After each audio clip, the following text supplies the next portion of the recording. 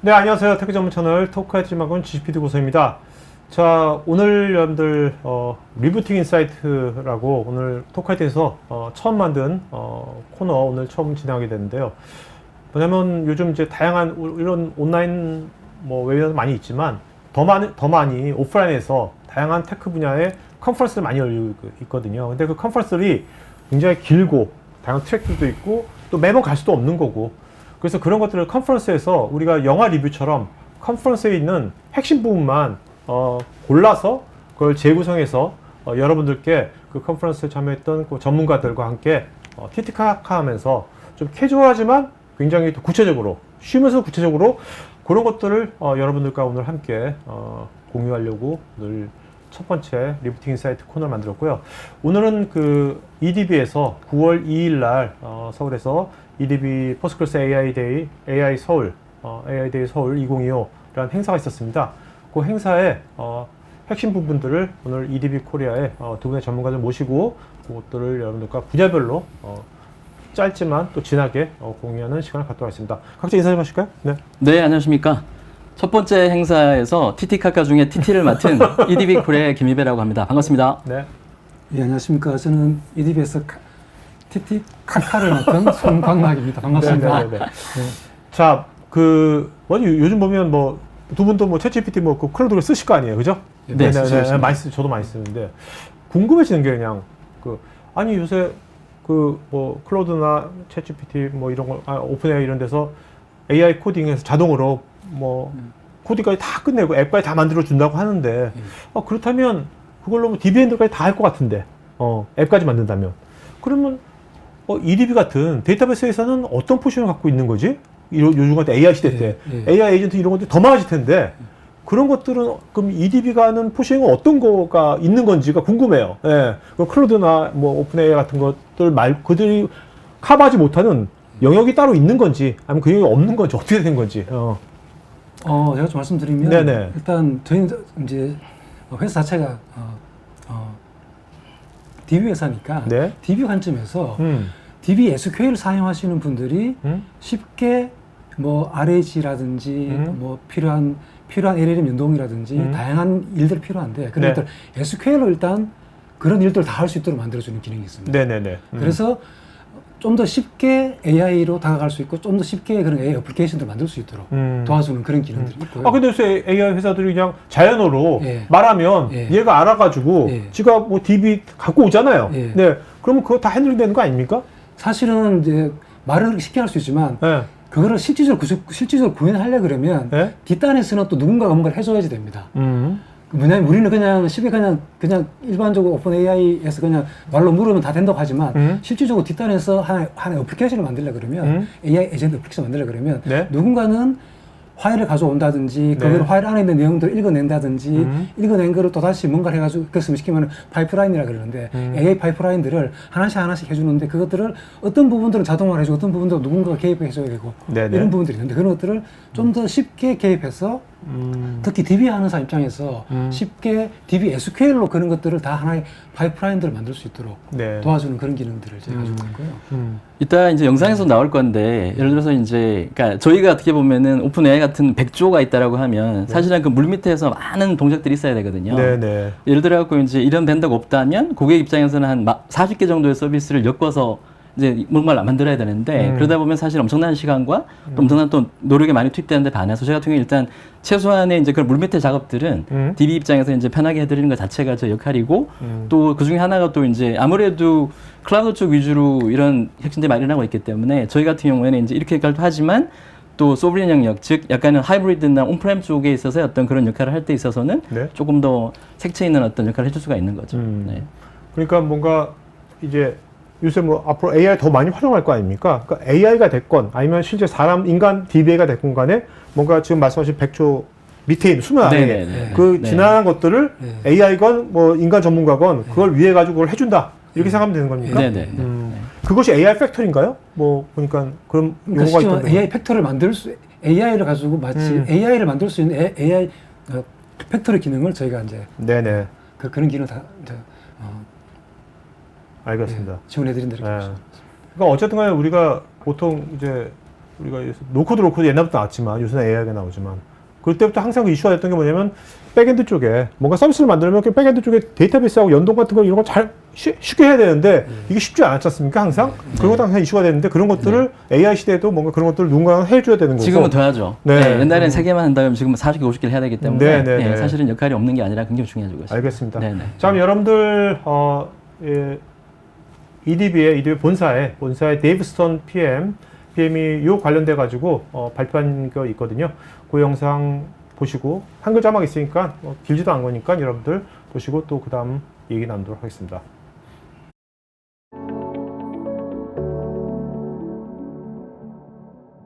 Why do Gen AI applications fail? And really, it comes down to 3 reasons that we hear from customers. It's cost and scalability, and then fragmented systems, AI development skills and gaps, which we just heard about, and then data governance and concerns. And I think one of the first customers that we met with had gone to become, they wanted to be an AI first company, and so what they did is they went and bought a bunch of stuff off the shelf. They bought, LangChain and, 40 different services from AWS to go and build this application. And it was just a chatbot, like the hello world of doing Gen AI. And the problem is they put it into production and it worked really well. Like it worked really well. But it was $2 per 4 prompts with that chatbot. If you have 100 contact center employees leveraging that and they're not prompting right, they're not trained right, they're still not getting the answers, it starts to add up. And so what they've had to do is just scrap that project that they spent millions of dollars on and now waiting for something else to come along that maybe they can put it into production later. And then you have the development skills, which was referenced earlier, and I think we're all facing that. Like, when AWS says, yeah, we can help you build this, and nothing against AWS, they're a really great partner of ours, but they say, yeah, we can help you build this, but it's going to be 40 or more services. You need at least a handful of experts on each one of those services, and not to mention Postgres, but then like real-time analytics or SNS, and then being able to do Kafka, and so like these open source projects start to overwhelm the team that want to build it. And so it's something that shouldn't take long when you're using OpenAI and just sending data and consuming it. It actually turns into a project that can last 6 to 12 months, but it's just MVP. You can't actually roll it out because you're overrun by your budget. So what you're going to hear about in a little bit is the AI Factory, which enables you to take an existing project that got shelves and then be able to bring it into production. So we were able to help this customer to get this going in about a couple weeks. So what is the AI Factory? We have 5 features. We have the Gen AI Builder, which enables everyone to become a developer of Gen AI inferencing with our point-and-click interface, and you'll see it in a bit. So how's this looking in architecture? You should think about it as we have the orchestration layer, which is really managing all the data from the AI pipelines, which is going to do the automatic embedding for you with just 5 lines of code, which traditionally, if you're building an AI pipeline, might be 135 lines of code or more. And it's your familiar SQL. You're getting Vector Engine, which is built on Postgres. It's PG Vector. We've also got the model surveying. So once you have the infrastructure set up, then it's time to build. It's the fun part. Like, with our Gen AI Builder, you can build that Gen AI inferencing app, chatbot, virtual assistant, a RAG application, and then you have Agentic Studio, and that's just what it is. It allows you to build agents, whether we have some templates that you can leverage that are open source. We also have over 30 tools that your agents can use to build different or take action for you, as well as we have a custom setting where you can build custom actions for your agents.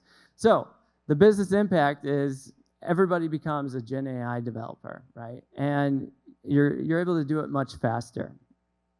Instead of 5 lines of code, 135 lines of code for building up that AI pipelines. We did a study with a couple analysts called McKnight and Everest, and they compared us to AWS if you're going to build it yourself. And the comparison was we were 3x faster than building it yourself. So when we say 3x faster, we're talking about less people to do the job, right? Less technical resources. If you don't have to rely on, various experts that understand Kafka to be able to pull in streams, or experts around Postgres, or fill in the blank of the 40 services that is required to build this, and then be able to manage that with the lower development and complexity at 67%, and then the maintenance, because you still have to keep this thing up and running, and so that's 38% faster. So total cost of ownership, according to McKnight, is if you build it yourself, it's going to be pretty close to $9 million. However, total cost of ownership if you build it with us is going to be 4.3. And those metrics on the side there that you see are where we stand in comparison to DIY or AWS. And that. 좀 전에 영상 보면서 갑자기 또 궁금한 게 오픈 AI나 이런 데서도 요새 뭐 어차피 벡터DB, AI 벡터DB 잘 써야 되잖아요.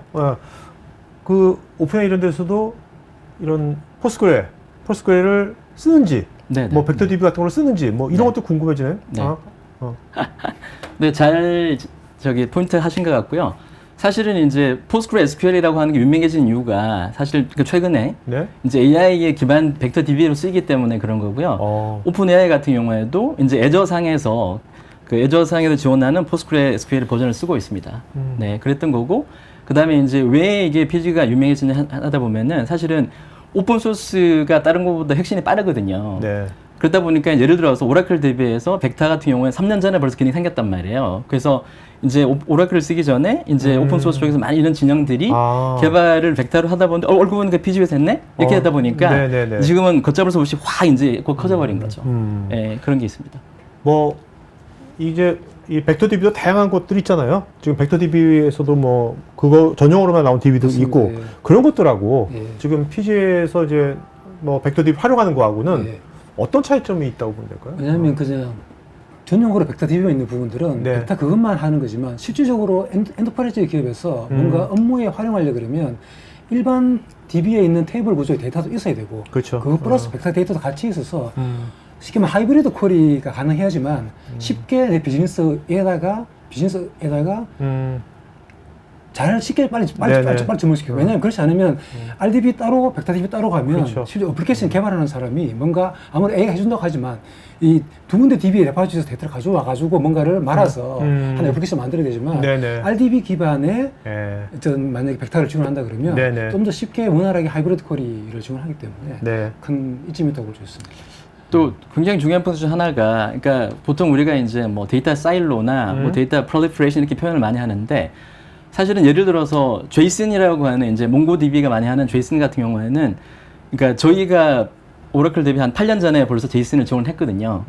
그래서 이제 만약에 그때부터도 이제 이런 PG가 만약에 우세였다면 좀 약간 단적으로 얘기하면 그 몽고 자체가 쓰이지 않을 수가 있었었겠죠. 네, 네. 근데 그때는 이제 PG가 메인이 아니었기 때문에 I 이제 see. 몽고라고 하는 샘플 시스템을 따로 만들어 놨는데, 그러니까 PG라고 하는 게 이제 새로운 기능들을 익스텐션 형태로 이제 DB는 한 번이면서 위에 기능을 붙이는 거기 때문에 사실은 지금은 이제 AI가 유행하지만 나중에 다른 거 유행을 할 때 DB는 한 번이면서 추가를 기능 얹을 수가 있기 때문에 사실은 이게 나름대로 각광을 받는 이유 중에 네. 하나이기도 한 거죠.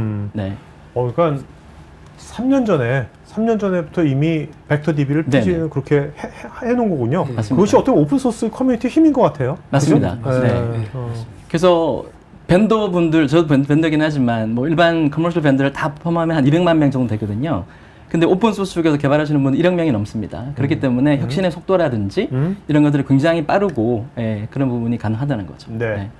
자, 우리가 이제 그 요즘 뭐 AI 에이전트 많이 나오고 하는데 AI가 활성화될수록 어떻게 보면 더 많은 대용량의 데이터를 빨리빨리 뭔가 검색하고 분석하고 하는 수요는 훨씬 더 폭증할 것 같거든요. 그것도요. 맞습니다. 네, AI 에이전트들도 그거 할 거 아니에요. 네. 지금 사람이 했는데 엄청나게 많은 어떻게 대용량 데이터를 분석을 해야 될 것 같은데 이런 시대에 이리뷰는 어떤 준비를 하고 계시는 겁니까? 그 뭐냐면 이제 그 데이터를 어떻게 잘 이용해가지고 활용해가지고 업무의 비즈니스 활용할까 이런 문제에 대해서는 계속적으로 나온 니드고 AI도 네네. 마찬가지인데 네. 근데 이제 어떤 식으로 하느냐면 과거에는 아주 다양한 형태의 데이터들을 그게 이미지가 됐건 텍스트가 됐건 이런 형태의 데이터를 모아가지고 뭔가를 해보겠다 해가지고 기본적으로 데이터 레이크라는 용어를 쓰는데 그렇죠. 최근에는 데이터 레이크 하우스라는 용어를 많이 씁니다. 그래서 그 얘기는 뭐냐면 데이터는 그냥 파일로 존재하고 있고 별도의 다른 어떤 DB 엔진이 그냥 그 데이터를 언제든지 가져와가지고 쿼리에서 분석해서 내가 원하는 대로 데이터를 수행할 수 있도록 만들어진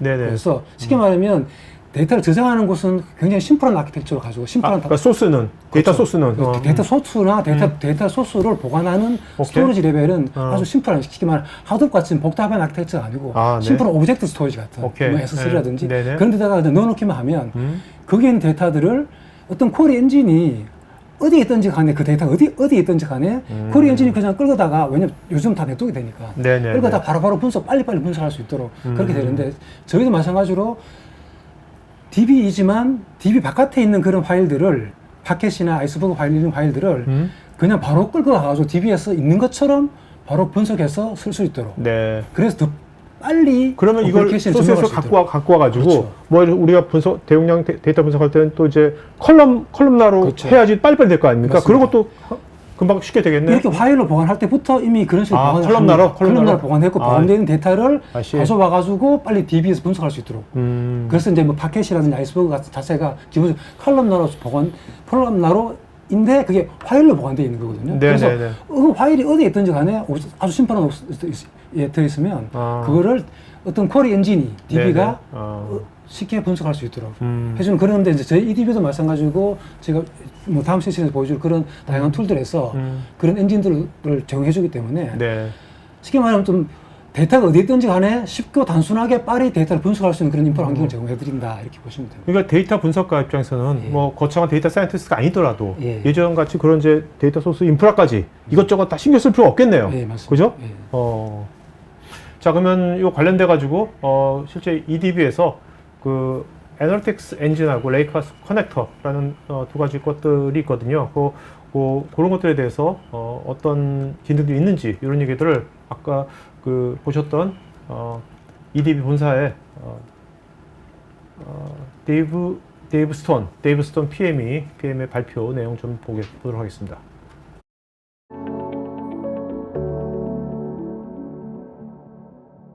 Because with analytics on everybody's mind, how to do faster, how to get more out of your business, we released our Analytics Accelerator. And the Analytics Accelerator is really great because it's based on what we heard feedback from our customers was, hey, you're really great with Postgres and open source. What else can you help us with? Can you help us with, we have this Greenplum thing, and we need help to be able to manage that effectively. So we released Warehouse PG as part of the Analytics Accelerator, which allows you to support most of your large workloads. And that's, it's pretty incredible because we have about 100 years of developer experience between our team. We've hired a bunch of really great Greenplum people to come over and work on the team. And we've created a really nice, we don't like to think of it as a migration, it's kind of a binary swap. And so it's easy to take your existing workloads on Greenplum and move them over to our Warehouse PG. And then customers said to us, hey, we have a problem with our analytics on transactional right now. It doesn't split the compute between storage and query. Can you help us with that? And we said yes. So we released our column query engine, which allows you to turn your Postgres into a column or storage so you can actually run the analytics in a much more cost-effective way. So you get a 30x on the query compared to a standard Postgres query. Now, the benefit to that is when you get into the AI generation, you got to be able to access data fairly quickly. And because your customers are relying on this. And so you got to be able to retrieve that so you can have a great customer experience. And so that's when you're talking about agents going and doing autonomous work and taking action, they have to be able to retrieve that data. 그 손정님, 아까 같이 데이터 소스가 있고, 그 다음에 이제 거기서 이제 그 이제 데이터베이스에서 쉽게 이것들을 쉽게 끄집어내 링크를 해가지고 여러 가지를 작업을 쉽게 할 수 있도록 하는 것은 뭐 EDB뿐만 아니라 일반적인 지금 모든 데이터베이스의 그런 커다란 동향이 그렇게 가고 있는 겁니까 지금? 예, 맞습니다. 뭐 아시다시피 그 데이터 레이크나 스노우플레이크 같은 회사에서 이제 그런 네네. 쪽으로 많이 가고 있고요. 그래서 이제는 추세가 이제 데이터 레이크가 아니고 데이터 레이크 하우스라는 개념으로, 뭐냐면 레이크는 호수고 호수인데 뭐냐면 웨어하우스는 보통 옛날에 DW 웨어하우스라고 그랬잖아요. 그래서 이게 레이크 하우스라 그래가지고 마치 DW처럼 쓸 수 있는데 데이터는 레이크에 있는 거예요. 그러니까 쉽게 말해 오브젝트 스토리지나 이런 데에다가 그냥 호수에다 막 모아놓으면 근데 그렇게 있지만 불구하고 DW처럼 SQL을 바로 갖고 와서 SQL을 바로 돌려서 내가 원하는 분석을 쉽게 할 수 있게 만들어주는 거죠. 옛날 우리 하드에서도 다 몰아넣었지만 그 핸들링이 너무 어렵잖아요. 너무 어려웠죠. 결국 SQL 병목이 됐죠. 그렇죠. 결국 SQL로 갔는데 SQL도 잘 안 되고 뭐 그렇죠. 그래도 복잡하고 그렇죠. 맞아요. 그래서 아까 그 데브스톤 언급할 때 좀 전에 영상에서 웨어하우스 피지라는 것을 언급했는데 그게 그런 겁니까? 뭐냐면 기본적으로 웨어하우스 피지는 이제 다른 하나의 DB인데 일반적으로 DWDB입니다. 그래서 과거에 아시다시피 뭐 테라데이터 같은 그런 데이터베이스 중 하나인데 그린플럼이라고 있었거든요. 그 그린플럼을 저희가 가져와가지고 웨어하우스 피지라는 다른 이름으로 이제 저희가 론칭하고 있는데 차이점이 뭐냐면 오픈소스 기반의 데이터 웨어하우싱 하우스 솔루션이라고 보면 됩니다. 네. 근데 오픈소스 기반의 데이터 웨어하우스 솔루션인데 데이터 웨어하우스 솔루션이라서 DB 안에 데이터가 있는 것도 있지만 아까 말씀드린 대로 데이터 레이크하우스에 있는 쉽게 말해 오브젝트 스토리지에 있는 데이터도 똑같이 가지고 와서 함께 통합으로 분석할 수 있도록 그런 솔루션. 그 데이터 소스에 있는 거 갖고 와가지고 그 웨어하우스를 만든다는 거죠? 만드는데 또 궁금한 게 그 EDB가 이런 일반 트랜지션 레이어에서의 그런 이제 그 SQL 이런 것 좀 뭐 전문성 있다는 거 다 알고 있는데 누구인지 알고 있는데 EDB가 데이터 웨어하우스까지 그런 거는 예전부터 그런 걸 했었나? 그런 노하우가 원래부터 있었나? 그게 있었어요? 그런 것들이? 제가 좀 이제 말씀드리면, 그러니까 굉장히 중요한 포인트에서 지적을 해주셨고요. 사실은 이제 들으신 분 많은 분들 질문도 올라온 거 보면은 사실은 대부분이 이제 뭐 오라클 호환 이렇게 말씀하시는 아무래도 저희 쪽을 이제 거래 처리 OLTP 쪽만으로 생각하시는 영향이 아직 많은 것 같긴 하고 그 다음에 이제 PD님 말씀 주신 것처럼 이제 웨어하우스 피지라고 하는 건 저의 또 다른 DB거든요. 그러니까요. 근데 이제 재밌는 거는 이게 그 분석을 하기 위해서는 하나의 큰 머신보다는 이제 약간의 어떤 이런 떨어져 있는 그 클러스터에서 움직이면서 하는 어떤 그런 컴퓨팅 파워가 낮거든요. 그걸 MPP라고 이제 이걸 SMP, 이걸 MPP라고 부르는데 MPP라는 게 따로 필요한 거고 그래서 IO를 이제 최적화시킬 수 있는. 근데 그린플럼이라고 하는 거는 이제 알고 보니 제가 2008년 한국 갖고 했지만 그게 알고 보니까 포스트그레 PG 기반으로 되어 있었어요. 아, 그린플럼 자체가? 네네네네. 코어가 포스트 그렇죠. 코어가 포스트 SQL이었단 말이에요. 근데 그러다가 이게 이제 잘 진화가 되다가 이제 브로드컴이라고 하는 큰 회사가 사서 지금도 서빙을 잘 할 텐데 문제는 이제 오픈 소스를 클로징을 해버렸거든요. 그래 이제 상당 부분의 이제 어떤 기술 인력이나 이런 부분들도 저희 쪽도 PG 기반이기 때문에 건너오셨고 그러다 보니까 저희가 저희 버전에 이제 그린플럼을 웨어하우스 PG라고 해서 이제 만들고 포크를 떠서 이제 진화를 시키는데 기존에 있는 거에서 그냥 바이너리 스왑, 즉 핸드폰 업데이트 하듯이 그냥 바로 업그레이드 가능한 정도의 이제 그 용이한 호환성을 갖고 있기 때문에 사실은 이제 또 많이 좀 얘기가 되고 있는 것도 있고요. 또 뿐만 아니라 그냥 어떻게 보면 단독으로 뭐 기존에 왔던 테라데이터나 뭐 버티카나 엑사데이터나 이런 것들도 저희가 이제 하기 위한 어떤 단독적인 솔루션으로 얘기를 하고 있는 거죠. 네.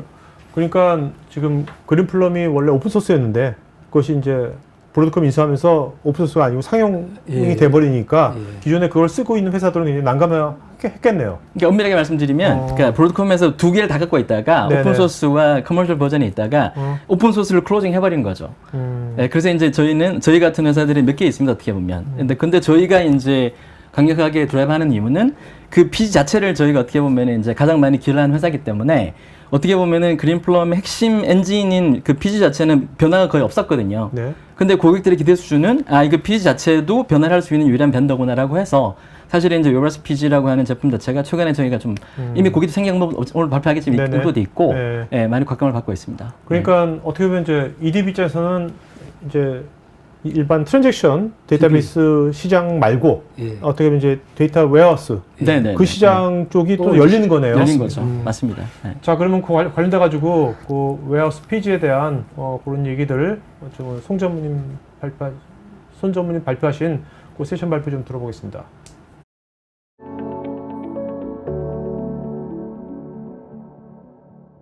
많은 DW 데이터베이스들은 싱글 서버로 쓰는 데이터베이스들 없고요. 대부분 다 멀티노드로 쓰는 데이터베이스 구조를 갖고 갑니다. 왜냐하면 기본적으로 빨리 처리하려면 병렬 구조가 가야 되기 때문에 그렇거든요. 그래서 다양한 데이터 노드들이 뒷단에 데이터 처리하는 노드들이 있고 앞단에 별도로 마스터 노드라는 형태로 코디네이터 노드들이 있는 이런 구조고 이런 것들이 기본 네트워크를 통해 가지고 하나의 시스템들을 만들어져서 데이터가 저장될 때에 개별 노드에 하나의 서버에 DB 인스턴트 하나만 있는 게 아니고 여기에는 4개나 8개나 여러 개의 인스턴트를 띄웁니다. 그래서 DB가 데이터가 들어오면 총 요 화면상에 보시면 뭐냐면 총 4416 16개 인스턴트가 있는데 16개 인스턴트의 데이터가 분산돼서 저장되어지고 쿼리가 들어오면 그 분산되어 있는 저장되어 있는 쿼리에서 패러럴하게 처리를 해서 서비스를 할 수 있도록 해줘서 그래서 굉장히 빠른 데이터베이스 어떤 성능을 DW 성능을 낼 수 있도록 만들어집니다. 그래서 이런 구조들은 기본적으로 테라데이터가 이런 구조였고 요즘 나오는 많은 데이터베이스들도 이런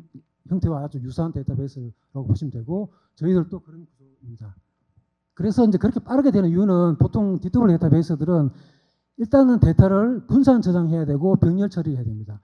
그리고 쿼리가 들어올 때에 쿼리에 해당되는 최소한의 데이터만 읽어낼 수 있어야 됩니다. 최소한의 데이터를 읽어내는 방법은 두 가지인데 하나는 뭐냐면 파티션에서 데이터를 보관해서 쿼리의 웨어 조건의 특정 월, 일, 그 기간만 읽어내는 방법이 한 가지 있을 거고 또 한 가지 방법은 데이터를 압축해 놓고 있다가 IO를 최소한 줄이는 방법이 있거든요. 그런 모든 부분도 또 다 지원해 드립니다. 그래서 최소한 데이터를 가능하면 최대한으로 병렬로 처리할 수 있을 뿐만 아니고 최소한의 데이터를 읽어내서 최대로 빨리 아웃풋을 만들어낼 수 있는 그런 아키텍처를 가지고 있기 때문에 이제 DW 용도로 활용할 수 있다는 거고요. 보통은 머신러닝 돌리게 되면 메모리 DB에 있는 데이터를 별도로 끄집어내서 파이썬의 메모리라든지 다른 쪽 어떤 R이라든지 그래서 끄집어내서 분석을 하게 되거나 머신러닝 돌리게 되는데 저희는 인DB 머신러닝이 됩니다. DB 안에서 바로 그냥 머신러닝 돌기 때문에 그것도 병렬로. 그래서 대용량 데이터 인러닝 머신러닝을 하고 싶다 그러면 그린플럼 베이스에서 R이라든지 파이썬을 기반으로 머신러닝이나 딥러닝을 할 수도 있고요. 그래서 이런 식으로 이제 샘플 코드를 만들어뒀는데 나중에 한번 참고해서 보시면 될 것 같고 그리고 그것뿐만 아니고 만약에 벡터를 쓰고 싶다. 진짜 대용량 벡터, 요즘 AI 시대는 벡터 기본이니까 쓰고 싶다 그러면 저희 DB를 이용해가지고 그린플럼 DB를 이용해가지고 대용량 벡터뿐만 아니고 AI에 필요한 많은 퍼실리티 펑션 기능들을 제공해 드립니다. 유로 네트워크라는 기본적으로 유럽에 있는 회사인데 대표적인 정권 거래소인데 이 회사가 뉴욕이랑 싱가포르랑 도쿄랑 런던 4군데 데이터 센터가 있고 별도의 그린플럼 데이터베이스가 있었습니다. 기존의 그린플럼 데이터베이스 있었는데 그거를 저희 웨어하우스 PG로 마이그레이션을 했는데 보통 이제 오픈소스 얘기하면서 많이 얘기하는 부분들이 일반 락인에 대해서 앞서서 말씀했잖아요. 락인. 근데 이런 고객분들은 뭐냐면 락인이라기보다는 내가 계속 좀 사용해야 되는데 갑자기 사용하지 못할 상황이 살 수도 있습니다. 예를 들어서 그 회사에서 갑자기 가격을 10배 이상 올려요. 혹은 갑자기 나 이 제품 더 이상 지원 안 할 테니까 지원 안 할 거예요. 이래버리면 그 DB를 써야 되는데 갑자기 못 쓰게 되잖아요. 그런 이슈 때문에 이 고객분과 저희 쪽으로 마이그레이션 하신 그런 케이스인데 뭐냐면 이 고객은 뭐냐면 기본적으로 아레나 데이터라는 기본 러시아에 베이스를 둔 아까 말씀드린 기본 오픈소스 데이터베이스를 썼었습니다. 그러니까 그린플럼이긴 하지만 그린플럼에서 포코된 별도의 오픈소스 기반으로 아레나 데이터베이스에 썼었는데 이 회사에 대한 비용적인 문제도 있고 향후에 지속적으로 계속 활용할 수 있느냐에 대한 이슈 이런 부분 때문에 EDB는 그래도 작은 회사는 아니고 충분히 신뢰할 수 있는 회사이잖아요. 그래서 저희 쪽으로 마이그레이션 했어서 잘 활용하고 있다 이렇게 보시면 될 것 같습니다. 자, 여러분 요 웨어하우스 페이지를 실제로 이제 국내에서도 도입한 사례가 있거든요. 교보문고에서 정보계 쪽에 이것을 도입했다고 하는데 그 사례를 이제 보려고 하는데 보기 전에 궁금한 게 교보문고에서는 이게 그 웨어하우스 페이지 정보계 쪽만 쓰고 있는지 아니면 기존에 이걸 하기 전에 이미 EDB 쪽에 뭐 아까 트랜잭션 쪽 관련된 뭐 RDB도 이미 쓰고 있는지 그거 궁금하네요. 제가 조금 말씀드리면 사실은 저는 개인적으로 이번 컨퍼런스 통해서 이제 가장 알리고 싶은 사례가 교보문고였거든요. 그래서 교보문고가 뭐 유명한 것도 있지만 그러니까 이제 통상 오픈 소스를 고려하실 때 가장 생각하시는 거는 이제 특정 벤더에서의 어떤 락인을 막고 여기서 이제 그 완전한 어떤 탈피를 원하시는 거 있단 말이에요. 근데 기관계 쪽도 사실은 이제 그 사이버스 ASE라고 하는 것 자체가 이제 EOL이 되면서 교무부 같은 경우에는 저희 쪽 EDB 알고 계신 EDB OLTP로 이제 갈아타신 고객이고 그 다음에 정보 같은 경우에는 이따 얘기 나오겠지만 사실은 스노플레이크를 웨어스 PG로 지금 현재 프로젝트를 하고 있는 부분이거든요. 그러다 네. 보니까 사실은 기관계를 EDB, 정보계를 EDB로 하는 제가 볼 때 현재까지 한국에서 유일무이한 사례거든요. 왜냐하면 기존에는 전부 다 기관계 위주였다면 이런 어떤 둘 다 갖고 있는 사례인 거고 어떻게 보면 인더스트리에서 봤을 때는 둘 다 완전히 이 얘기가 탈피할 수 있는 어떤 그런 가장 좋은 example이 아닐까라는 생각을 하는 네. 겁니다. 네. 자, 그러면 한번 교보문고 사례 한번 직접 담당자 얘기 좀 들어볼까요?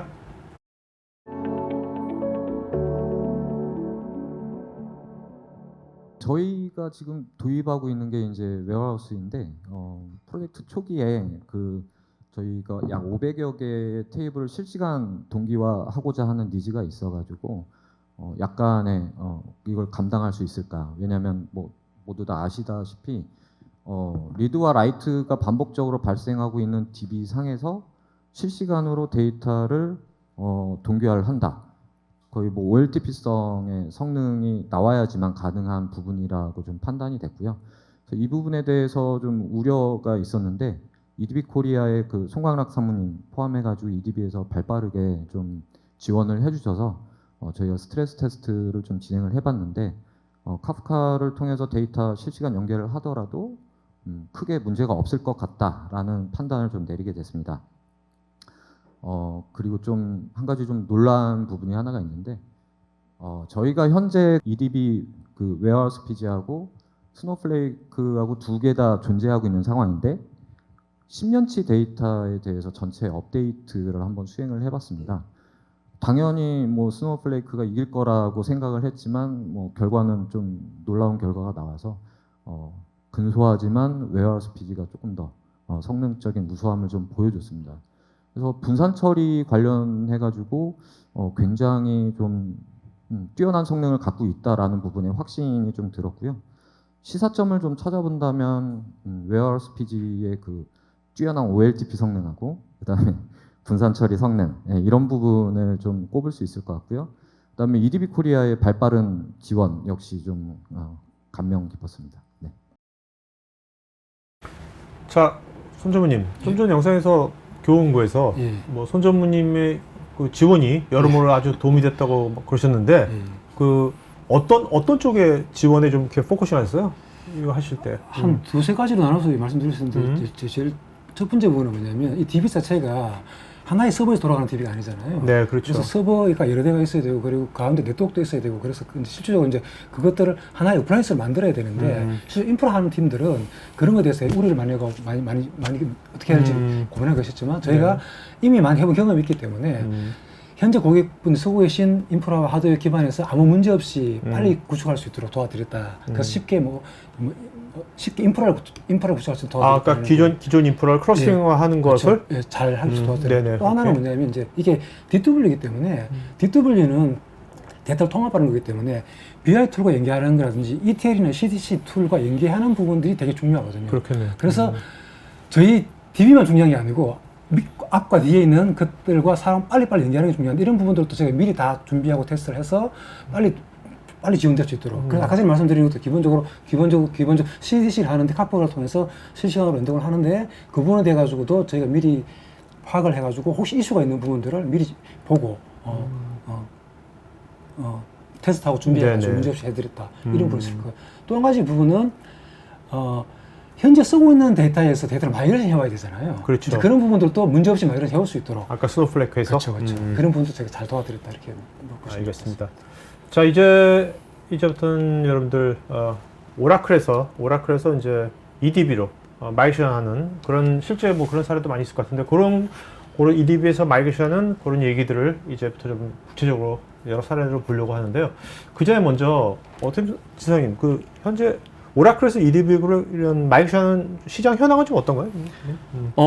아주 핫합니다. 핫한데 사실은 오늘도 이제 두 번 정도의 제가 어떻게 보면 이제 그런 요청을 받았거든요. 근데 왜 그러냐 생각해 보니까 사실 지금 현재 시대가 이제 두 가지가 결합됐는데 더 좋은 건 아닌 것 같아요. 그러니까 불황과 불확실성이 이제 결합이 돼버린 거죠. 네네. 그러다 보니까 기업에 취할 수 있는 전략은 아무래도 이제 코스트를 절감하거나 아니면 이제 어떤 뭐 새로운 어떤 뭐를 도입을 해서 프로핏을 만들거나의 그렇죠. 얘기인데 프로핏 만드는 것들은 이제 AI나 어떤 새로운 분석으로 도입하시는 거고 그 다음에 이제 코스트를 줄이는 방법이 있어서 사실은 보면은 가장 쉽게 할 수 있는 게 증명된 어떤 그 PG로 기존에 있는 오라클을 갖다 이관하는 것 자체를 이미 검증된 사료를 보시기 때문에 그렇게 접근하는 게 꽤 많거든요. 그래서 사실은 오늘도 아마 아침에 2군데 정도에서 문의가 네. 왔고 저희가 좀 대응을 하고 있는 입장에 있습니다. 그래서 더 커질 거다. 네, 이렇게 생각하고 있습니다. 오케이. 그러니까 오라클에서 EDB로 뭔가 마이슈하는 거 PG에 대해서의 뭔가 이것이 과연 될까 안 될까 이제 그런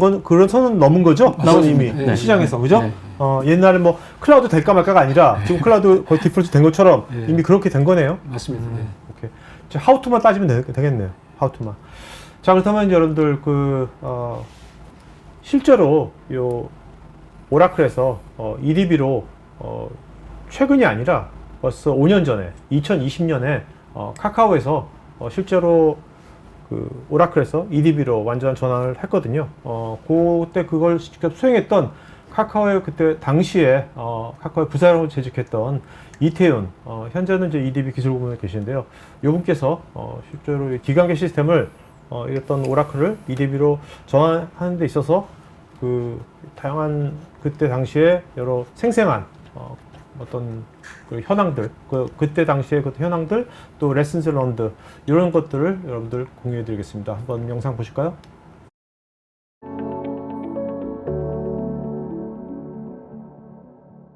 독점 시장이 형성이 되었고 이제 저희는 이제 오라클이었고 그때 당시 그 다음에 미래 환경에서 어떤 협상력을 상실하는 상태였거든요. 그냥 올려달라면 올려줘야 되고 뭐 물가 상승률 올려주면은 물가 상승률만 반영하면 고맙다고 해야 되는 상황이고 더 달라고 하면 줘야죠 어떻게 해요.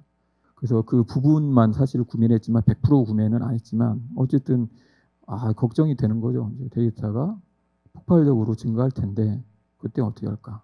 그게 이제 가장 큰 동인이 되었습니다. 전환 스텝은 당연히 신규 시스템을 먼저 집어넣는 게 안전하죠.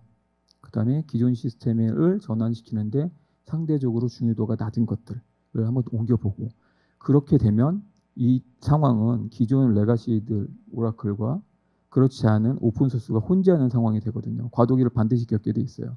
그때 그 연결 그 다음에 동시에 운영했을 때의 그런 안정적인 운영을 확인한 후에 그 다음에 나머지 있는 것들을 전체를 이관을 하는 절차로 진행을 하게 되고요. 전환 장애물이 두 가지가 되게 상반인데 어떻게 보면 같은 장애가 돼요. 뭐냐면 너무 익숙한 환경이죠. 건드리긴 싫어요. 너무 커. 나 알지도 못할 것 같아. 나는 인수인계 받은 적이 없어. 어떻게 하다 채용은 됐는데 모르겠다 하는 경우도 있고 다 알아요. 다 아는데 너무 빅타운 거예요. 건드리기 굉장히 어려워요. 어쨌든 확실하게 나 실패를 좀 피하고 싶고요. 그 다음에 막연하게 뭐 기술적인 불신이 그때는 충분히 있었겠죠. 언제? 2019년에, 6년 전에. 근데 지금은 이제 이거보다 훨씬 덜해졌다고 보여집니다. 저희가 선정한 배경은 EDB 포스그레를 선정하게 된 배경은 이랬어요.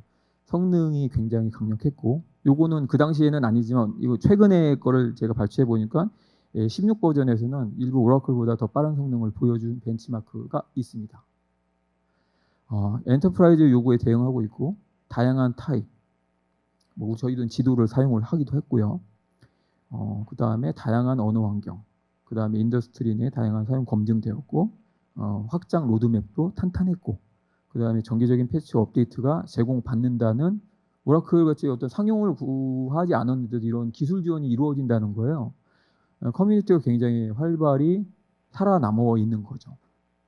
아까 제가 두 번째 프로젝트에서 클라우데라를 옮긴 적이 있다고 말씀드렸잖아요. 그 당시에 저희는 1년 전에 안바리 기반으로 옮긴 적이 있어요. 8개월 동안. 그러다가 안바리 커뮤니티가 무너졌죠. 그래서 저희가 그만두고 다시 아파치 기반으로 새로 만들었거든요. 그러니까 이 지탱하는 커뮤니티가 얼마나 활발한가가 굉장히 중요합니다. 근데 이제 EDB 쪽에서 이 커뮤니티가 굉장히 활성화되어 있다라는 판단을 내렸고 그래서 그러니까 기술 평가는 그렇게 했고 내부적으로 우리는 할 수 있냐라고 봤을 때 저희가 한 RDB 조직은 한 46명 정도 그때 있었어요.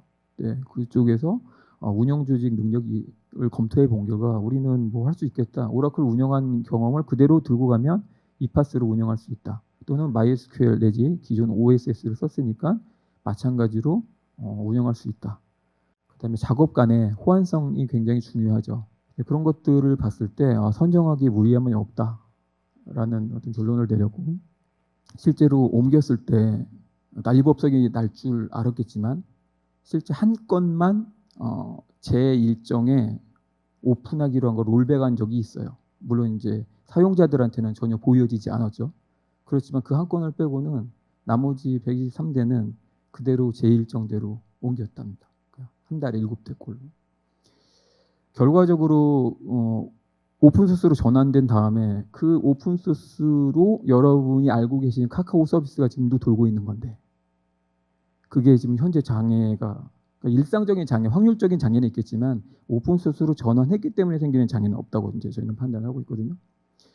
실제로 이제 사용한 평가를 보면 이후에 사용 평가를 보면 이식성이 굉장히 좋았어요. 그 당시에는 마케팅에서도 85% 이상이라고 했고 최근 뒤져보니까 95% 이상이 호환성을 제공을 합니다. 그러니까 변환해야 될 것들이 100개 중에서 95개는 일단은 시멘틱 에러가 없다는 거예요. 신테틱 시멘틱 에러는 없는 상태도 변경은 돼요. 나머지 5개에 대해서만 집중해서 변환을 하면 되는 거죠.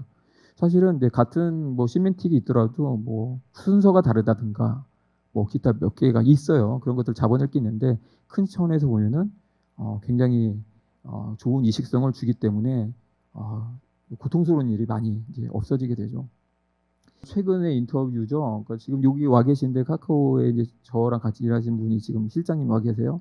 네, 물어봤어요. 요즘 어때? 그러니까 기술 중심이 뭐 마이스큐엘도 있지만 저희는 마이스큐엘 많이 썼긴 했어요. 근데 그다음 미래나 이런 것을 봤을 때 이쪽으로 좀 이동시키는 게 좋을 것 같다는 의견도 좀 주셨습니다. 뭐 모바일 광고라든가 앱로그라든가 검색, 저희 검색 같은 거 옛날에 구다음에서 많이 썼고 그다음에 이런 광고 같은 거는 미션 크리티컬하죠. 네, 이런 것들에 지금 현재 투입이 되고 있습니다. 프로젝트 시작할 때 저희가 이제 돈이 들어가야 되는데 당연히 프로젝트를 할 때 돈 듭니다. 근데 회사에서는 돈 안 들고 하는 방법 없어? 라는 걸 얘기를 할 수 있죠. 근데 도움을 얻은 데가 있었어요. 뭐냐면은 유지부 수료를 저희가 만약에 10억을 낸다고 가정했을 때 프로젝트 끝날 때까지 계속 10억을 내야 되는 거죠.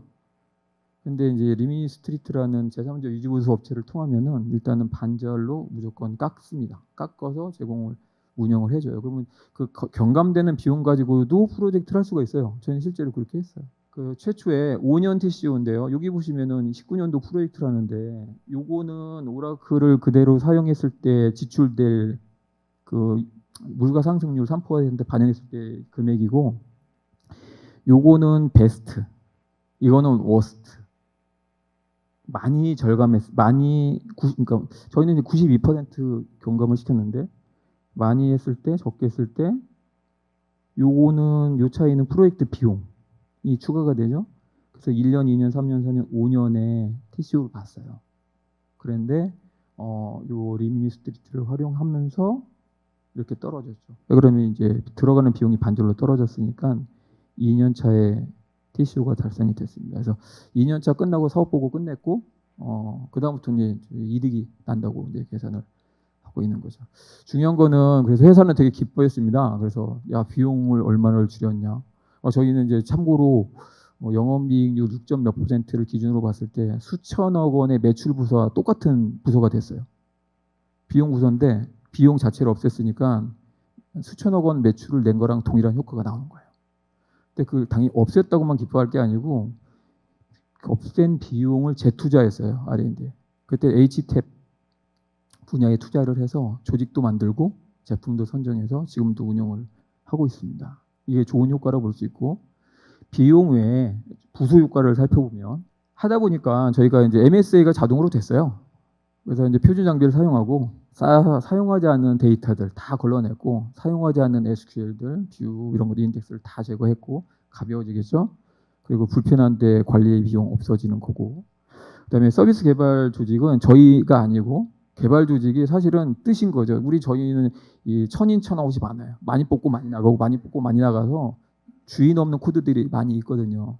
그래서 못 바꾸는 그런 것들이 프로젝트 하면서 다 한 번씩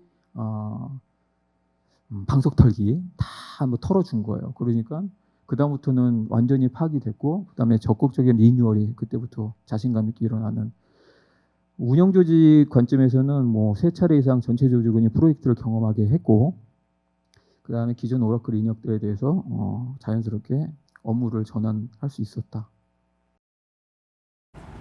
여러분 좀 전에 영상 말미에 보면 리미니스트레이션이라고 그래가지고 어차피 이제 오라클에서 EDB로 마이그레이션 하더라도 마이그레이션하는 중간에도 오라클 DB에 대한 운영 비용이 들어가는 거고 마이그레이션이 된 다음에 모든 것이 다 EDB로 안 가고 남아있는 것도 있을 거고 그런 이제 오라클 운영 이슈에 대한 비용에 대한 여러 가지 고민들이 많을 텐데 그런 것들을 이제 리미니스트레이션에서 그것을 도와줬다고 했는데 구체적으로 실제로 어떻게 도와주는지 카카오 쪽에 그 리미니스트레이션의 영상 발표 한번 보도록 하겠습니다.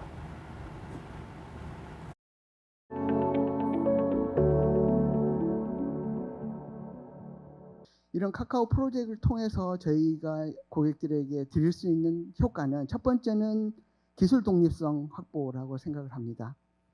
사실 우리가 비즈니스를 구축하면 데이터베이스 하면 뭐 오라클이지 하고 시작을 하잖아요. 근데 결국은 우리가 구축하고자 하는 데이터의 유형 그리고 비즈니스의 용처, 특징들을 고려해서 다양한 데이터베이스를 선택할 수 있는 기술 선택권이 확보가 가능하겠고요. 이를 통해서 비즈니스 및 디지털 혁신의 교두보를 마련했다라고 할 수가 있겠고요. 두 번째는 기술 지원에 대한 체계 확보입니다.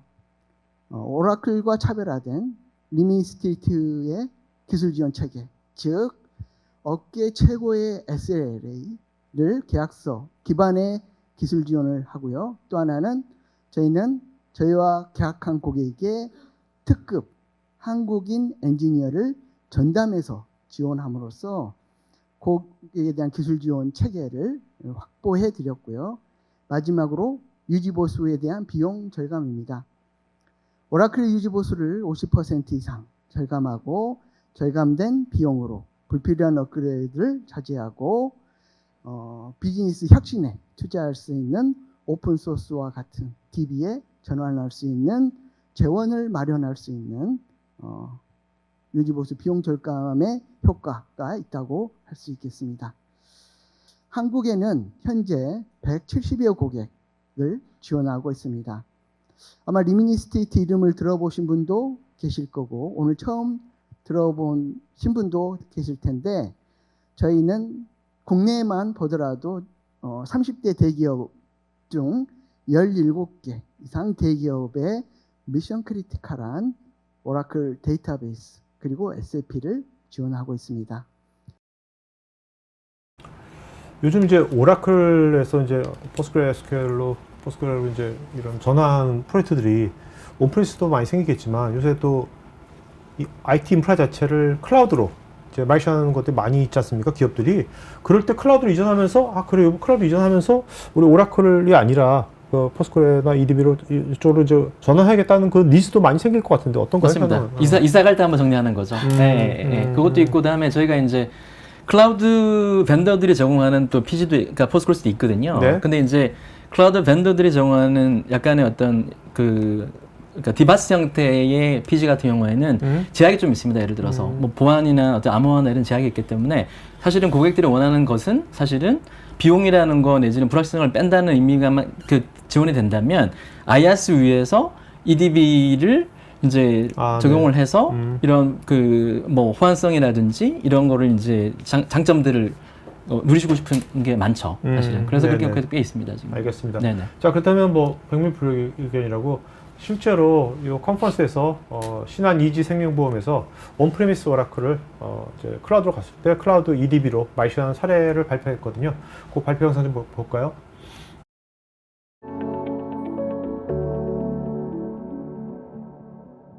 금융권에서 차세대를 이번에 할 때 저희가 그러니까 가장 중요한 포인트는 어떤 거는 저희가 전체 시스템을 퍼블릭 클라우드에 올리는 거. 그다음에 두 번째는 오픈 소스의 활용 방향에 대해서 두 가지가 고민이었는데요. 클라우드는 논외로 하고 지금 두 번째 오픈 소스를 활용하는 거에 대해서 가장 중요한 부분이 사실 DBMS였습니다. 아시겠지만 금융권에서는 거의 90% 이상 오라클이 점유를 하고 있고요. 이것을 클라우드에 올리는데 저희가 변경을 할 것인가 아니면은 수많은 비용을 지출해서라도 오라클로 갈 것인가에 대한 고민이 정말 많았고 결정하기도 어려웠는데 어쨌든 저희 결정은 EDB였고 그 EDB에서 가장 저희가 메리트였다라고 생각했던 부분이 오후 내내 여기 설명을 해주셨던 사실은 마이그레이션이었습니다. 차세대를 하시게 되면은 오픈을 하냐 마냐 그 다음에 오픈의 품질 수준을 결정하는 것이 데이터 마이그레이션인데요. 저희가 다양한 DB가 있었습니다. 오라클도 있고 저희 사이베이스도 있고 MySQL도 있고 있었는데 어쨌든 EDB에서 그 호환성이 90% 이상이 나오기 때문에 빠른 시간 안에 이 부분들을 대응할 수 있었기 때문에 저희가 차세대를 오픈하는데 아주 결정적인 역할을 했다라고 말씀드리겠습니다. 금융권에서도 이제 EDB를 쓰는 데 있어서 저희가 제일 중요하게 생각하는 가용성이나 안정성 측면에서는 어느 정도 수준이 충분히 올라왔다. 그래서도 금융권에서는 충분히 사용이 가능하다라는 점을 말씀드리고 싶고 다만 저희가 이제 회사에 속해 있는 기업인들 입장에서 비용의 말씀을 안 드릴 수가 없는데 저희가 지금 차세대를 오픈한 작년에 오픈했거든요. 저희가 작년 4월에 오픈했는데 5년 TCO를 따지고 보면은 저희가 오라클 대비 한 6분의 1, 많게는 5분의 1 정도로 절감을 해서 사용을 하고 있기 때문에 재무적인 성과에서는 저희가 확실하게 이득을 좀 봤다라는 부분을 좀 설명드리고 싶고요. 그래서 시장에서도 이거 EDB나 오라클을 경쟁하는 데 있어서 충분히 EDB가 경쟁력 있지 않나 생각이 들고 있습니다. 금융권에 계신 분들은 아시겠지만 뭐 마이데이터 사업이든 특히나 금융회사들은 금융회사들 간의 관계뿐만 아니라 국세청이든 금융감독원이든 금융기관들이랑 수많은 API 연결이 되어 있습니다. 그래서 저희가 차세대를 할 때 가장 중요했던 것들이 대외 장애에 대한 대응이었거든요. 근데 이 부분에 대해서 지금까지는 DB로 인해서 API 문제가 발생하거나 하는 경우는 없었습니다. 오치장님, 네. 지금 이제 CSP들도 지금 보이는 EDB가 아니라 이제 포스크레가 어차피 오픈 소스니까 그 CSP들도 그 오픈 소스 포스크레 가지고 아까 디바스 거 먹어내가지고 서비스 제공하잖아요. 네네. 그런 거 하고 아까 IaaS 위에서 EDB를 해서 구축하는 거하고 뭔가 이 CSP에서 제공하는 포스크레 이거하고 차이점이 있으니까 네네네. 예. 그 실제로 좀 전에 이제 영상처럼 고객이 IaaS에서 이거를 맞습니다. EDB를 도입해서 하는 거지 않습니까? 네네네. 그 차이점이 어떤 차이점이 있길래 좀 구체적으로 말씀해 주시면. 네. 한 세 가지 정도를 말씀드리려고 하는데요. 그러니까 이 컨퍼런스를 통해서 이제 그러니까 꼭 저희가 주시고 싶었던 사실 중에 하나인데, 그러니까 오라클 호환성 부분이 크거든요. 호환이라고 하면 어떤 뭐 툴kit을 쓰는 게 아니라 아무것도 안 하고 오라클을 마이그레이션 할 수 있는 그 커널단의 그 기능을 얘기하는 건데, 저희가 95% 정도 호환성을 보장을 하거든요. 즉, 그러니까 같은 포스크레 SQL이라도 그러니까 내장형 호환 모듈이 없는 경우에는 결국에는 마이그레이션을 다 하고 프로젝트를 다 해야 된다는 거죠. 근데 저희 같은 경우에는 일단 EDB 자체가 기본 PG라고 하는 거 위에다가 저희 자체적으로 이제 엔터프라이즈 피처인 오라클 호환 모듈을 제공하고 있기 때문에 사실은 12개월 걸릴 프로젝트가 4, 5개월에 줄어들고 뭐 이런 어떤 리스크라든지 기간이 많이 준다는 부분이 있고 그게 핵심인 거고요. 네. 두 번째가 알고 보면 고객들이 클라우드 올리는 이유 자체가 어떤 편의성, 그 다음에 어떤 미래의 퓨처 프로프에 대한 어떤 것도 있지만 결론적으로 비용에 대한 부분이 크거든요. 그러다 보니까 이게 일반적으로 이제 CSP, 그러니까 글로벌 CSP들의 그 디바스형 같은 경우에도 비용이 사실 만만치 않습니다. 아까도 말씀드린 것처럼 교보문고도 이제 스노플레이크에서 내린 것처럼 그래서 비용에 대한 문제는 오히려 같을 수 있다. 그렇기 때문에 비용에 대한 부분이 없잖아요. 그리고 또 하나가 기능적으로 보면은 사실은 저희는 이제 디바스형이 아니라 어떻게 보면 이제 IaaS형으로 움직이기 때문에 뭐 암호화나 이런 부분들 자체가 제약이 없거든요. 예를 들어서. 그렇기 때문에 저희가 아니라면, 그러니까 이제 디바스형이라면 걔네들이 수용해야 하는 측면에는 반면에 저희는 그게 아니라 기존에 했던 것들을 수용이 가능하기 때문에 뭐 그런 식의 어떤 그를 통해서 어쨌든 리스크와 그다음에 비용과 기간을 많이 세이브할 수 있는 부분이 있고 또 예로 퍼블릭 클라우드 CSP 쪽에 있는 디바스로 갔다가 오히려 저희 쪽으로 내려오는 경우도 제가 목격을 네. 한 두세 군데 했습니다. 네네. 제가 추가적으로 한 가지 더 말씀드리면, 왜냐하면 그 CSP도 있고 CSP를 잘 지원해가지고 별도로 MSP도 있는데 이 사람들은 기본적으로 클라우드를 잘하는 사람들이지 DB를 잘하는 사람들이 아니거든요. 네. 근데 거기에서 DB가 있다고 해가지고 그걸 DB를 썼다가 결국에는 서비스 문제, 기술 지원 문제가 뭐 잘할 것 같지만 기본 AWS나 구글이 다 잘하지는 않거든요. 그렇죠. 그래서 네. 이런 부분들 때문에 다시 이제 원래 DB 회사의 기술 지원을 받는 네네. 그런 것도 보면 네, 알겠습니다. 자, 그리고 이제 실제로 요즘 보면 이 행사는 이제 9월 2일 날 열렸고 지금 오늘 이제 10월 14일이죠, 오늘. 네. 네네. 근데 그 사이에 이 행사가 끝나고 나서 보면 이제 뭐 다들 아시겠지만 국가정보자원관리원 해가지고 크게 문제가 났잖아요. 이게 재복구 잘 안 돼가지고. 그 이제 데이터가 결국 제대로 복구가 현재도 안 되고 있잖아요. 30%가 안 되고 있는데 그거 말고도 지금 요새 워낙 이런 그 복구의 문제가 굉장히 많이 가용성의 문제인데 그것도 굉장히 많이 벌어지고 있어 그것이 커다랗게 현실적으로 우리한테 굉장히 커다란 불편을 주고 있잖아요. 그렇다면 이런 사안에 대해서 그 어떻게 보면 이제 미션 크리티컬한 업무들의 어떤 그런 가용성 포인트가 굉장히 중요할 것 같거든요. 미션 크리티컬 업무일수록 영향이 클 테니까 안 되면 그런 것들에 대해서 EDB는 어떤 식의 뭔가 대안이랄까 방향성을 갖고 있는지. 제가 우선 설명을 좀 먼저 드리고 기술적으로 조금 제가 네네. 한번에 말씀하실 텐데, 그러니까 굉장히 중요한 포인트거든요. 왜냐하면 그러니까 여러 가지 이유 때문에 PG가 이제 엔터프라이즈 기업 내까지 진입을 해서 쓰고 있단 말이에요. 근데 여기서 또 짬을 하다간 사실은 이제 뭐 DB가 내부적으로 뭐 이렇게 많이 쓰인다가 아니라 고객 자체 서비스가 멈출 수 있기 때문에 이게 공공이라면 국민 서비스고 기업이라면 사실은 이제 SLA가 있는 어떤 페널티까지 거잖아요. 그러니까 그러다 보니까 사실은 EDB라고 하는 글로벌 PG 벤더는 세 가지 영역의 차이점을 말씀드리고 싶은 부분이 있는 거죠. 첫 번째 이제 요새 보안 사고도 많아요. 기본적으로 아무리 잘 되고 있다고 하더라도 사실은 이제 왜냐하면 그렇죠. 해커들이 계속 들어오기 때문에 그래서 보니까 일반 어떤 PG를 쓰는 거하고 저희를 쓰는 거에 어떤 차이점 중에 하나가 뭔가 하면 저희는 이제 트랜스페런트 데이터 인크립션이라고 투명 데이터 뭐 이제 그런 것 인크립션을 따로 하거든요. 예를 들어서 아무튼 보안 기능이 기존에 있는 일반 어떤 커뮤니티에 제공하는 PG보다 이제 굉장히 많이 강화돼 있다. 그래서 좀 보안에 대한 사고를 줄일 수 있다는 부분이 하나가 있어 보안 부분이 하나가 있고 그 다음에 지금 말씀 주신 것처럼 이제 지금도 사실은 많은 국민 서비스로 고충을 받고 있는 부분이긴 하죠. 사실 이제 재복구에 대한 이슈가 이제 크다 보니까 저희도 이제 통감하고 있는 부분이긴 한데 액티브에 대한 어떤 그거 자체가 왜냐하면 PG도 사실은 그런 센터에 많이 들어가 있거든요.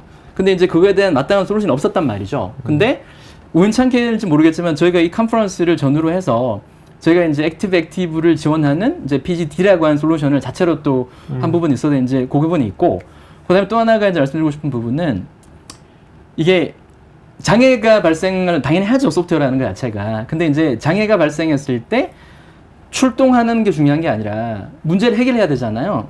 근데 사실은 한국에서 그 PG 관련된 장애가 발생했을 때 소프트웨어에 대한 장애를 분석을 하고 그 다음에 이거에 대한 패치를 만들거나 브레이크 픽스를 할 수 있는 유일한 어떤 벤더는 지금 EDB밖에 없다는 거죠. 그래서 일단 이거 자체가 돼야지 엔터프라이즈에서 PG라고 하는 것 자체가 이제 잘 확산할 수 있는 계기일 것 같다라고 말씀드리는 거고, 그걸 좀 약간 보태고 싶은 분 있으시면. 예. 그러니까 뭐냐면 이제 아까 말씀드린 것처럼 그 이게 어쨌든 하나는 정책적인 부분이잖아요. DR 센터를 구축해놨으면 장애가 나더라도 그렇죠. 될 텐데. 근데 그래서 이제 이런 부분에 대해 가지고는 이제 정식 아는 부분은 어쩔 수 없는 부분이지만 그렇지만 DR 그렇게 한다고 하더라도 그러면 그렇게 활성쓸 때 얼마나 더 효율적으로 잘 쓸 수 있을 것인가라는 또 다른 관점이 있잖아요. 그래서 보통의 DR 구축하더라도 보통은 액티브 스탠바이 형태로 많이 구축을 하게 되는데 저희는 아까 말씀 주신 대로 액티브로 DB를 보통 앞단에 웹이나 왓슨은 액티비티로 동작하더라도 DB는 보통 액티브 스탠바이를 가거든요. 왜냐하면 데이터 무결성 보장하는 부분이 쉽지 않기 때문에.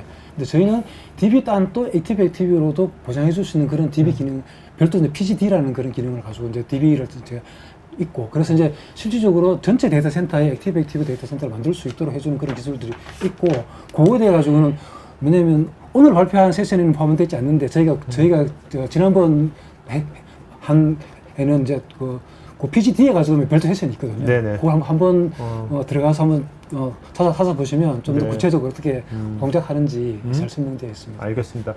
자, 그러면 실제로 현대차에서 이제 이런 미션 크리티컬 업무에 EDB를 어떻게 적용하고 있는지 그 사례 영상 한번 보도록 하겠습니다.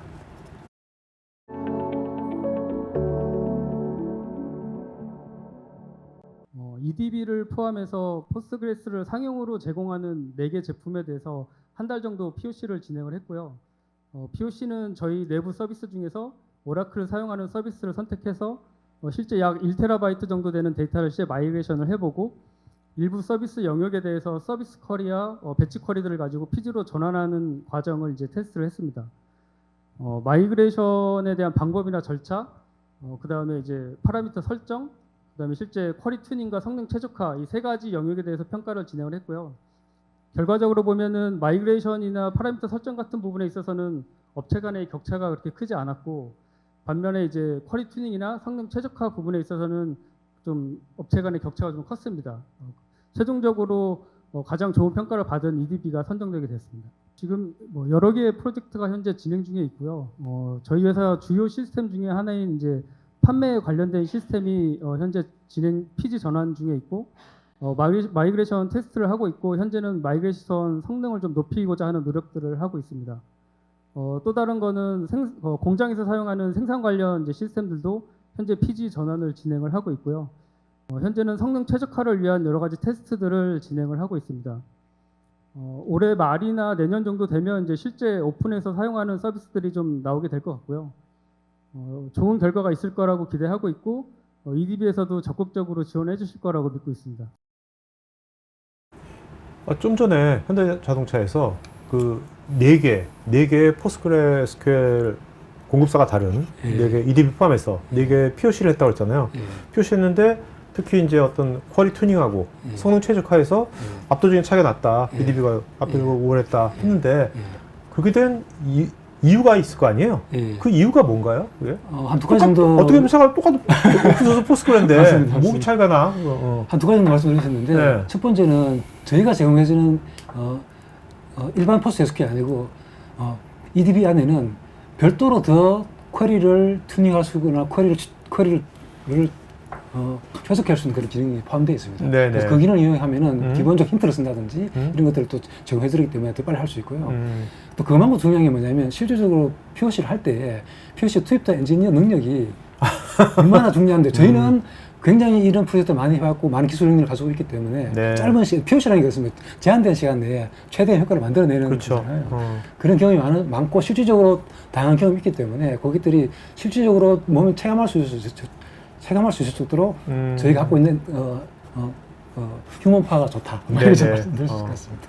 그런 휴먼 파워라든지 그런 어떤 유니크한 피처 같은 것들은 어떻습니까? 그것이 어떻게 이제 EDB가 지금 포스트그레스QL 커뮤니티에 가장 큰 많은 기여를 하고 있다고, 그다음에 EDB 구성원들도 거기 이제 있는 출신들도 많이 있다고 그러는데 그런 것들도 그 배경에 있다고 생각하시는 거죠? 그게 크다고 볼 수 있죠. 예를 들어서 이제 사실은 포스트그레스라고 하는 게, 그러니까 포스트 인그레스라고 하는 이제 인그레스 워낙 유명한 DB가 있는데 이거에 대한 어떤 사고 프로젝트로 시작을 한 건데 벌써 40년 전이거든요. 근데 그거를 한 분이 이제 마이클 스톤 브레이크라고 하는 저 교수님인데 그분도 지금 고문으로 계신단 말이에요. 그러다 보니까 옛날부터 어떤 이런 사상과 철학을 잘 이어지는 범위 내에서 매년마다 최소한 30% 정도의 저희가 이제 코어를 기여를 이제 그런 어떤 코어의 커뮤니티 기여를 하기 때문에 사실은 그 자체가 없다고 하면 사실은 이제 뭔가 어떤 장애 지원이라든지 아니면 어떤 지속적인 어떤 컨플리원 발전이 쉽지가 않았겠죠. 그래서 네네. 그 부분만큼은 저희가 뭐 회사 업력은 20년이 채 안 돼 있는데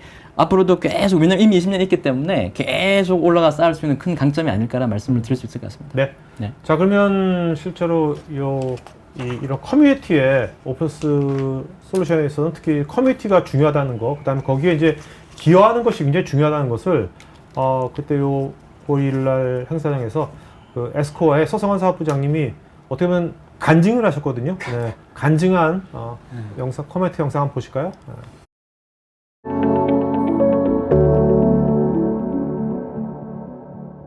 많은 것들은 이제 역사를 통해서 배우지 않습니까? 우리가 그런 트렌드가 한번 겪었던 게 리눅스 OS에서 한번 그런 일이 있었습니다. 20년 전만 해도 리눅스 OS 가지고 배포판을 만든 국내 기업들이 수십 개에서 100여 개 가량 됐었고, 저도 한때 거기에 참여를 해서 OS를 만드는 꿈을 꾸고 그런 개발을 했었습니다. 근데 지금 와서 보시면 대부분의 엔터프라이즈 시장을 레드햇 리눅스를 쓰고 있고, 그다음에 수세랑 캐노니컬 이런 주요 벤더들, 글로벌 벤더들이 많이 잡고 있는데요. 그 이유를 한번 역으로 추산해 보면, 제가 그 당시에 리눅스 OS를 개발할 때는 이걸 어떻게 잘 가져다가 패키징해가지고 돈을 벌까 딱 그것만 했지, 제가 수정한 코드를 역으로 오픈소스에 기여할 생각은 전혀 안 했습니다. 객관적으로 봤을 때는 오픈소스 커뮤니티 입장에서는 체리피커라고 볼 수 있죠. 체리피커입니다. 근데 마찬가지로 포스트그레 SQL도 라이센스 자체가 굉장히 퍼미시브하기 때문에 누구나 가져다 쓸 수 있고, 그다음에 제약이 거의 없습니다. 그렇기 때문에 그걸 가져다 패키징해서 솔루션을 만들 수도 있는데, 데이터베이스의 제일 중요한 부분은 저는 장애 대응이라고 생각합니다. DB는 내렸다 올려도 복구가 안 되고, 그 근본적인 원인을 찾아서 데이터를 복원시켜 줘야 되는데요. 그런 측면에서는 엔진에 대한 원천 기술이 있어야 되고, 그걸 보유한 EDB가 굉장히 PG에서는 포스트그레 커뮤니티에서는 리더라고 말씀드릴 수 있습니다. 자, 이제 마지막으로 이제 실제로 국내 대형 유통사에서 오라클에서 EDB로 마이그레이션 프로젝트를 직접 수행했던 그 PM의 레슨스 런드하고 오라클 SQL을 EDB로 자동 전환하는 자동화 방안에 대해서 두 분의 발표자가 있거든요. 발표 내용, 발표 영상 보시고, 여러분들 질문 많은데 그 질문에 대한 Q&A 시간 갖도록 하겠습니다. 영상 보실까요?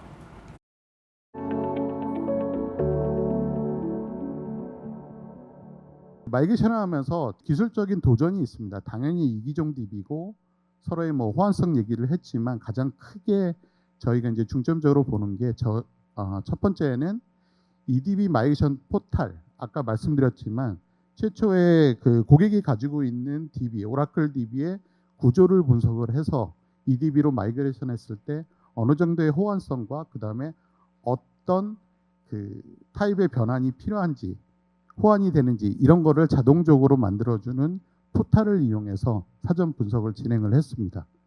그리고 두 번째는 오라클에 있는 기능 중에 이제 프로시나 이런 것들이 있는데, 이런 부분들을 그러면 어떻게 할 거냐. 당연히 그 EDB에서는 ECPG 플러스, 죄송합니다. 발음이 항상 안 좋네요. ECPG 플러스라는 기능을 제공해서 거의 대동소이하게 기존에 있는 걸 가지고 재컴파일을 통해서 사용할 수 있게 지원을 하고 있습니다. 그리고 세 번째로는 PL/SQL입니다. 역시 이 부분도 EDB에서는 SPL을 제공을 해서 거의 그대로 사용이 가능합니다. 그리고 마지막으로는 데이터의 안정적인 이관을 위해서, 앞에서도 얘기를 했지만 사람이 수동으로 하는 거는 항상 문제가 발생될 소지가 가장 큽니다. 이 부분을 MTK를 기본적으로 제공을 해서 스키마나 데이터의 이관을 도움을 주고 있습니다. 그래서 저희도 실제 이 프로젝트를 실행했을 때 이 네 가지를 가지고 굉장히 도움을 많이 받고 실제 성공적으로 진행을 하게 됐습니다. 그리고 이제 그 어플리케이션 부분이 이제 좀 중요한데 자꾸 이 부분을 말씀을 드리는데, 솔직히 말씀드리면 EDB로의 마이그레이션, 그러니까 이기종 DB로의 마이그레이션은 솔직히 굉장히 생각보다 어렵지 않습니다. 왜?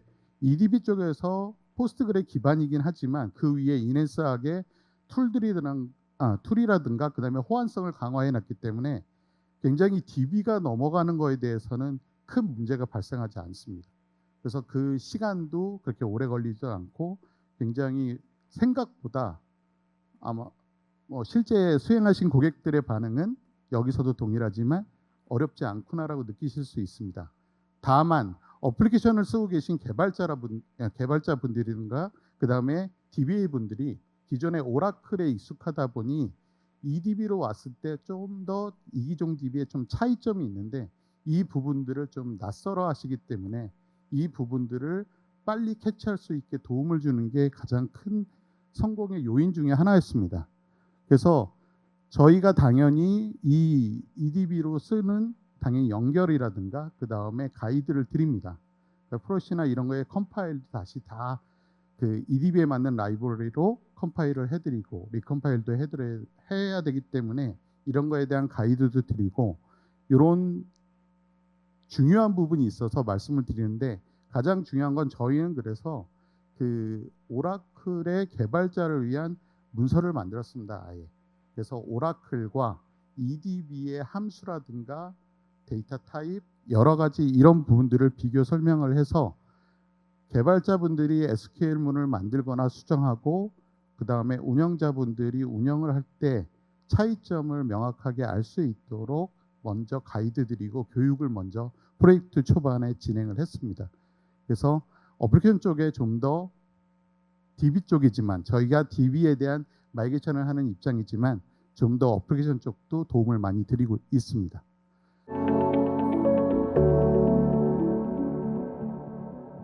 앞서 그 마이그레이션 세션을 하셨던 이사님께서도 말씀하셨는데 어플리케이션 개발자들의 그 고충이 있습니다.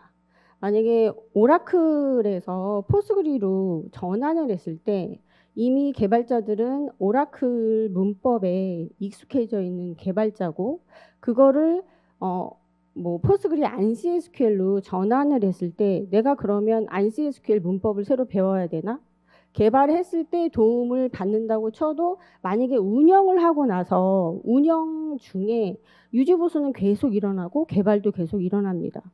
이럴 때마다 내가 익숙해져 있는 오라클 문법을 안시 SQL로 금방금방 배워서 적용할 수 있나? 물론 EDB가 90% 이상 오라클 호환을 기능을 제공한다고 하지만 오라클로 변환을 했어도 쿼리의 복잡도에 따라서 실행 오류가 나는 경우도 있고 성능상의 문제가 나는 경우도 있습니다.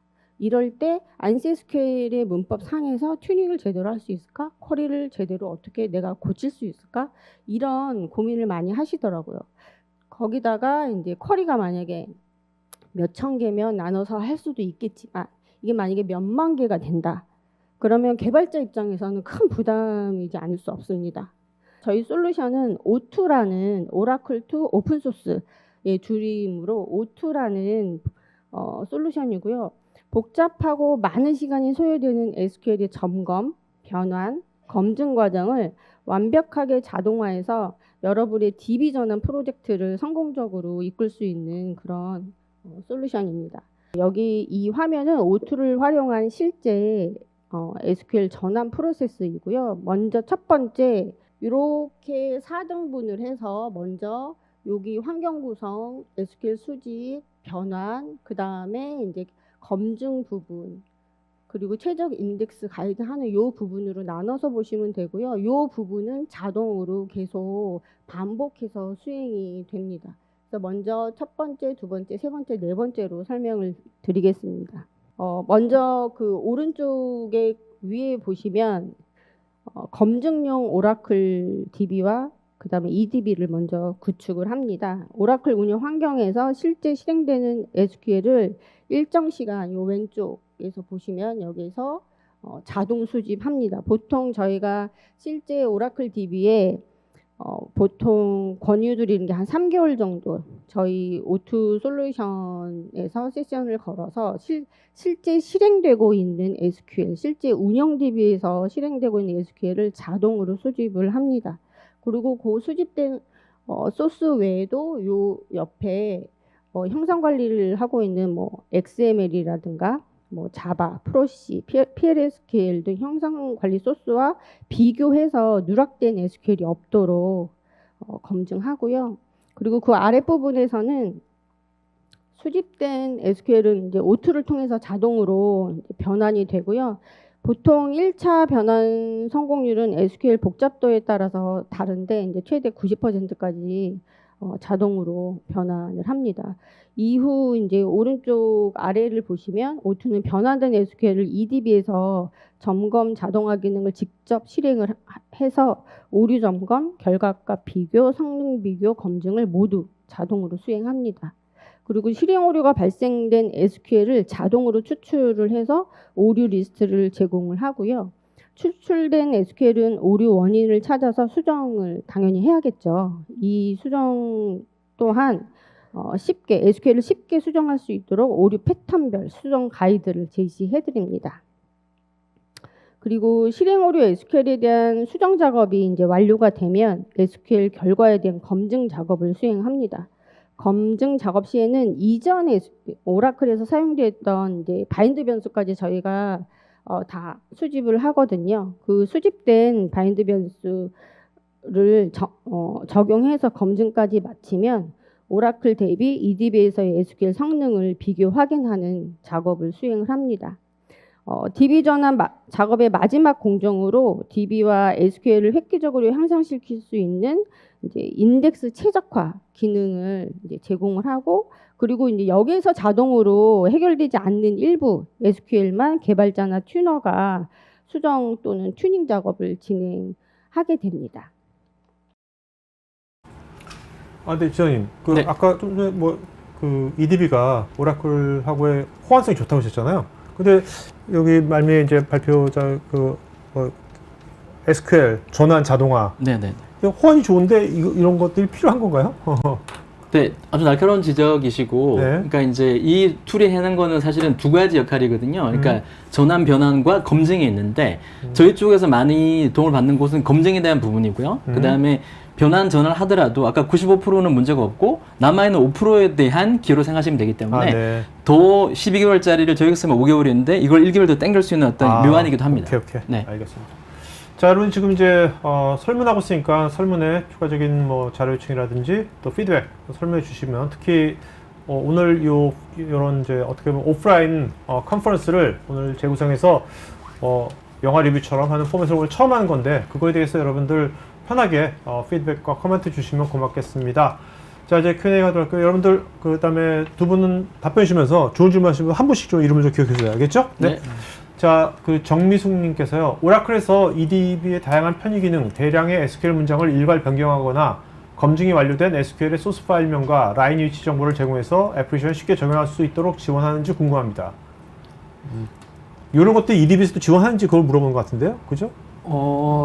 제가 질문을 네. 정확하게 이해했는지는 모르겠는데, 네네. 일단은 오라클에서 EDB로 마이그레이션 하는 거에 관련돼서 질문하신 거라 그러면 저희가 잘 마이그레이션 할 수 있도록 별도 마이그레이션 포털도 있고 마이그레이션 툴kit도 있어서 네. 데이터를 잘 마이그레이션 도와주는 그런 툴들이 있는데, 그 질문을 하시는 건지, 아니면 요 앞전에 세션에서 보면 실질적으로 마이그레이션 할 때 실질적으로 DB 입장에서 봤을 때는 쿼리가 들어오면 쿼리가 들어온지를 알지, 그 쿼리가 어느 소스 파일에서 쿼리가 들어온지까지 사실 알 수가 없거든요. 네네. 이제 만약에 그것까지 하려 그러면 그 원 소스 파일에 대해 가지고도 같이 저희 툴에서 집어넣어 가지고 같이 분석하거나 해야 되는 그런 부분이 있는데, 이 부분에 대해서는 좀 더 나중에 좀 더 디테일한 질문을 주시면 네네네. 좀 답변 드릴 수 있을 것 알겠습니다. 같습니다. 예. 자, 그 다음에 엄주현님께서 애널리틱스 액셀러레이터를 고객사에 도입해서 적용 시 초기 커스터마이징 요소가 발생하는지요?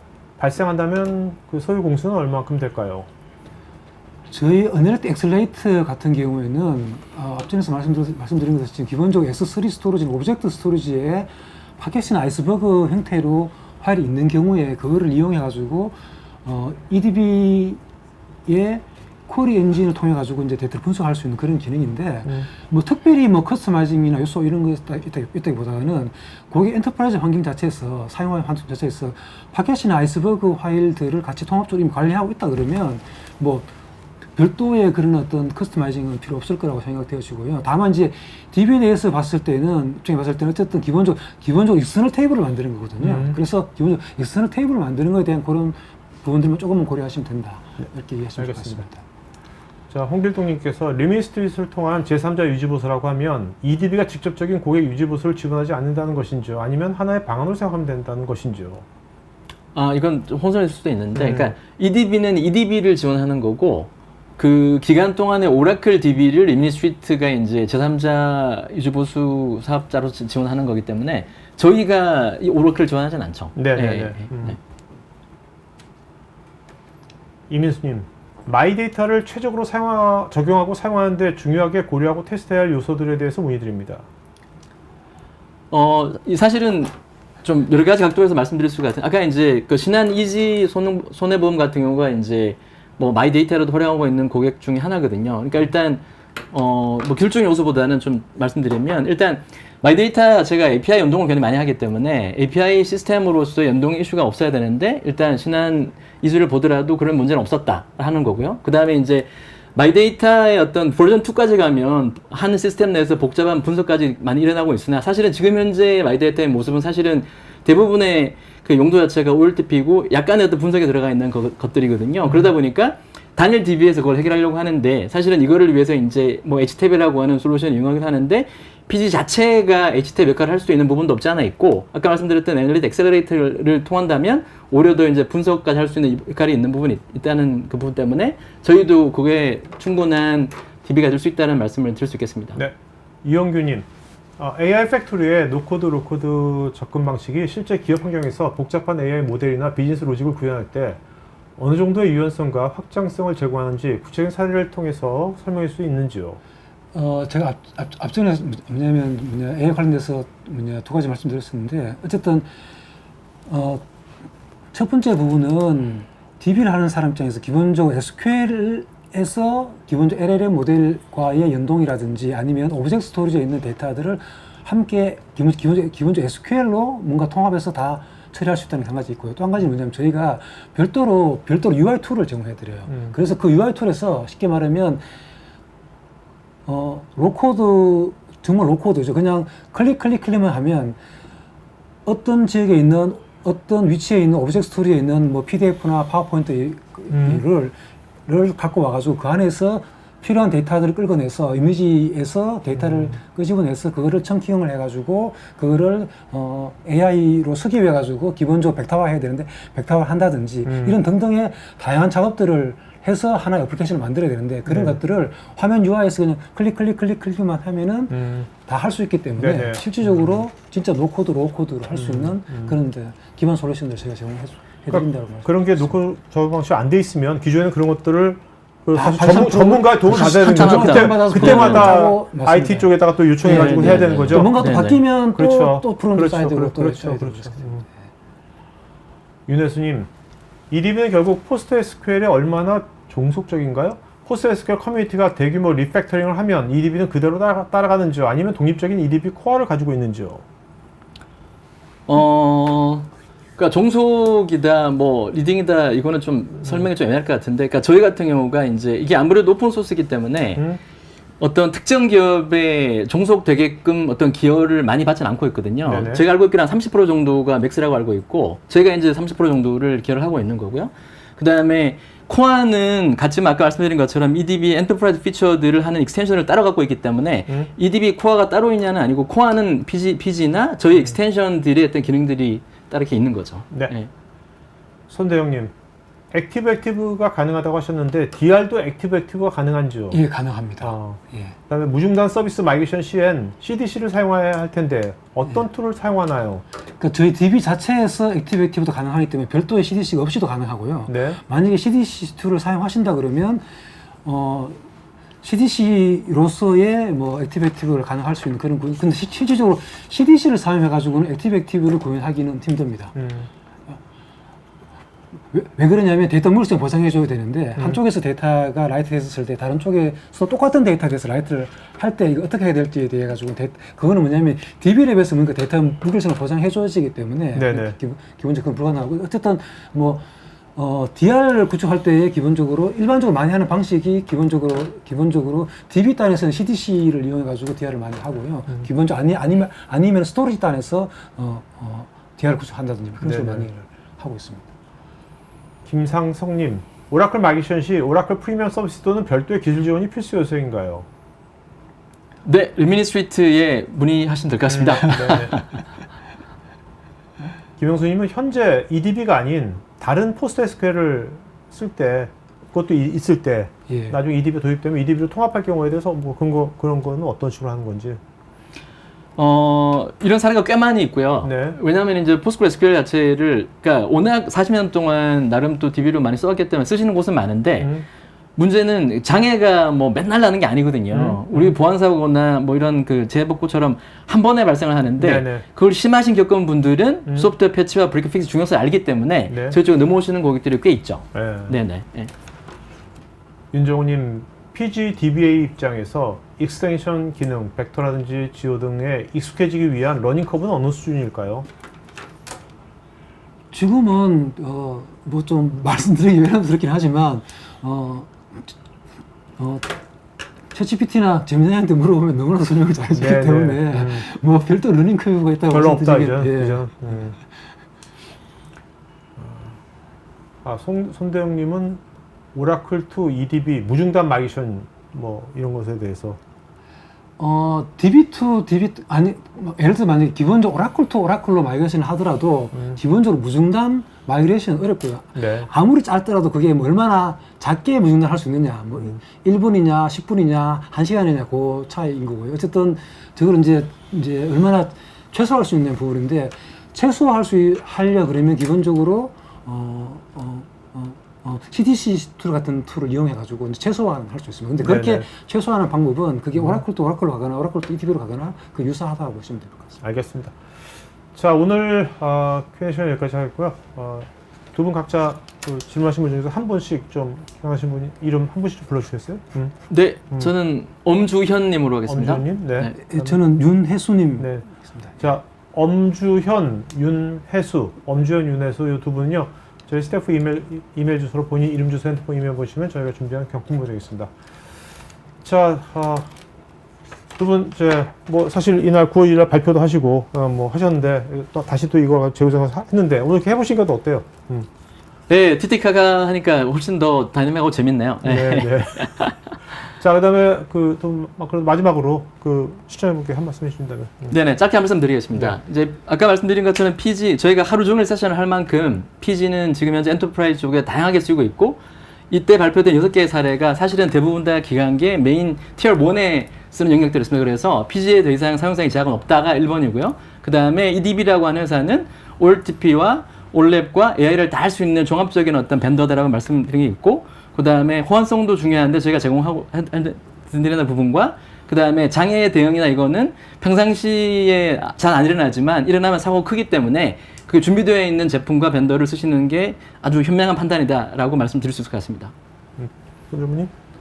예, 저는 너무 말씀 잘 해주셔가지고 어쨌든 이렇게 진행하는 게 좀 실질적으로 뭐 PT를 할 때보다가 마음이 훨씬 좋고 편하고 또 이렇게 다 준비해 주시고 하니까 되게 뭐 편하게 잘 진행하는 것 같아서 다음에 또 이런 기회가 있으시면 또 불러주시면 또 한 번 더 예, 전문님 발표 잘 안 만들어도 되니까. 네. 네. 자, 오늘 방송에서 마치겠고요. 여러분 다음번에 또 다른 주제로 또 여러분 뵙겠습니다. 남은 하루 잘 보내시고요. 네, 고맙습니다. 네, 감사합니다. 네. IT 전방송 토크IT에서 테크 분야별 생동감 있는 생방송 토크 웨비나에 쉽게 참여하실 수 있습니다. 구글이나 네이버에서 한글로 토크IT 치시거나 토크IT.tv 사이트로 오시면 됩니다.